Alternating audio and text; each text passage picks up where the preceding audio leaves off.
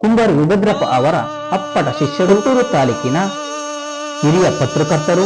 ಈಗ 35 ವರ್ಷದ ಜೀವನದಲ್ಲಿ ನನಗೆ ಪತ್ರಿಕೋದ್ಯಮ ತೃಪ್ತಿ ತಂದಿದೆ, ಆದ್ರೆ ರಕ್ಷಣೆ ಕೊಟ್ಟಿಲ್ಲ. ಆಮೇಲೆ ಬದುಕೋ ದಾರಿ ಕೊಟ್ಟಿಲ್ಲ ನನಗೆ. ರಾಜ್ಕುಮಾರ್ ಕಾಲಿಗೆ ಬೀಳಕ್ಕಂತ ಹೇಳಿದೆ ತಕ್ಷಣ ರಾಜ್ಕುಮಾರ್ ಅವ್ರು ನನ್ನ ಭುಜ ಹಿಡ್ಕೊಂಡು ನೀವು ಹಂಗೆ ಕಾಲಿಗೆ ಬೀಳಬಾರ್ದು ಅಂತ.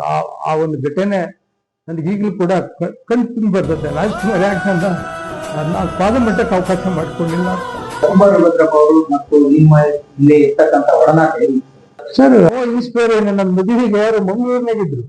ಮಂಗಳೂರಿನಾಗಿದ್ದಾಗ ಮಂಗಳೂರಿಂದ ಸೀಟ್ ಇರ್ಲಿಲ್ಲ, ನಿಂತ್ಕೊಂಡ್ ಬಂದಿದ್ರು. ನಾನು ತಪ್ಕೊಂಡು ಹೇಳಿದ, ಯಾವ ತಂದೆ ತಾಯಿ ಆಡಿದ್ರಪ್ಪ ನಿನ್ನ, ಅಲ್ಲೂ ಇಂಥ ಒಂದು ಸಮಾರಂಭ ಮುಖ್ಯಮಂತ್ರಿ ಕಡೆಯಿಂದ ಪ್ರಶಸ್ತಿ ತಗೊಂತೆ ಅಂದ್ರೆ.